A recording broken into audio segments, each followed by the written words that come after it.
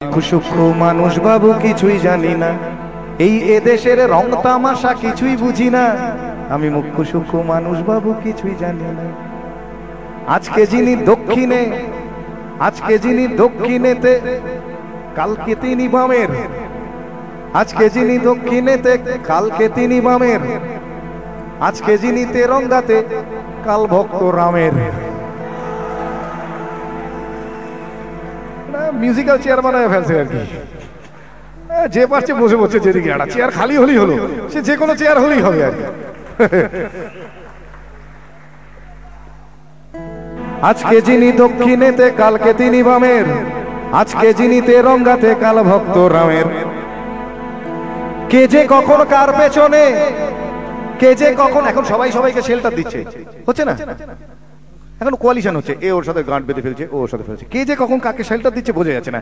কে যে কখন কার পেছনে বুঝি না কে খাঁটি, কে যে কখন কার পেছনে বুঝি না কে খাঁটি। আসলে আসলে সবাই সবার পেছনেতে সবার হাতেই কাঠি।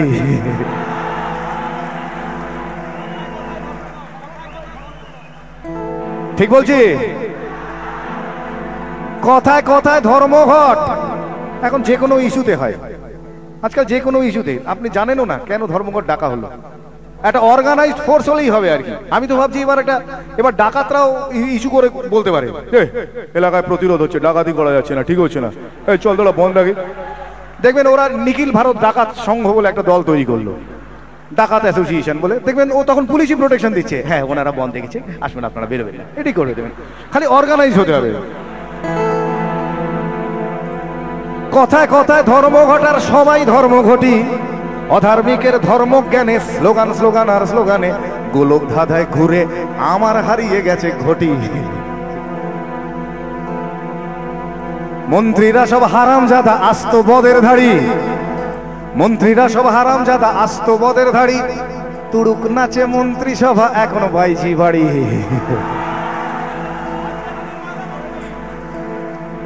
আজকে যিনি কয়লা মন্ত্রী, আজকে যিনি কয়লা মন্ত্রী কালকে দেখেন শিক্ষা। মানে স্পেশালাইজ করার দরকার নেই, কয়লা বুঝবো শিক্ষা বুঝলো কোনো ব্যাপার না, এটা একটা ব্যাপার। আসলে মন্ত্রিত্বটা চাই।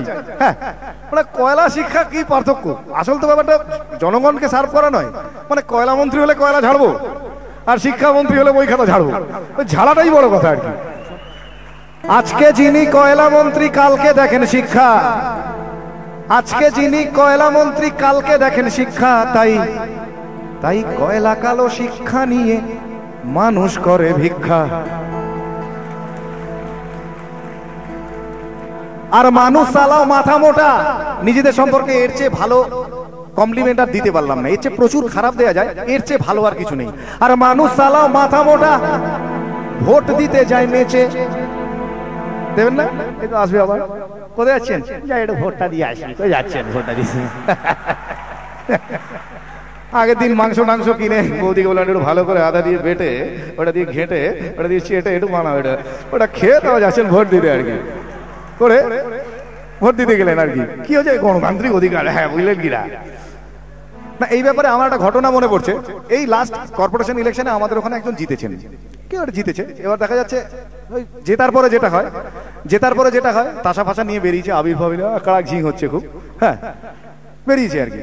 তো দেখি আমারই চেনা একজন নাচছে, তো তাকে আমি জিজ্ঞেস করলাম, নাচছিস কেন? এমনি জিজ্ঞেস করেছি, নাচছিস কেন? চলো কাকা নান্টুদা জিতে গেছে।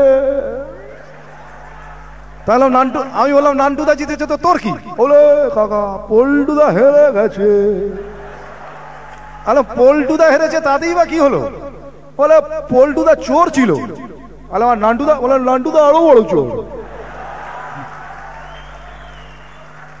আমি তখন জিজ্ঞেস করলাম, মা তাহলে তুই নাচছিস কেন?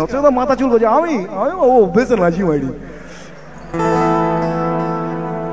আর মানুষ সালাও মাথা মোটা ভোট দিতে যায় নেচে, আর মানুষ সালাও মাথা মোটা ভোট দিতে যায় নেচে। দেশের মানুষ তো কোন ছাড়, মন্ত্রীগুলো কুলাঙ্গার। দেশের মানুষ তো কোন ছাড়, মন্ত্রীগুলো কুলাঙ্গার।